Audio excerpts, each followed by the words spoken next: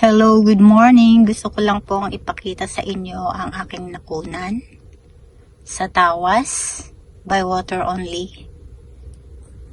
Titigan nyo po pa side at makikita nyo po ang ating Blessed Virgin Mary. Ayan po, napakaganda niya po, diba? Napakaamo ng mukha.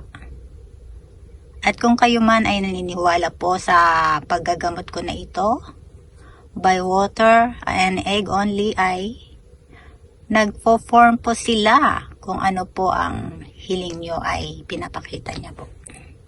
Ganito po yan. Spiritual healing po. Kahit ano po, pinapakita po dito ang kahilingan nyo ng ating poong Nazareno. Magtiwala lang po kayo.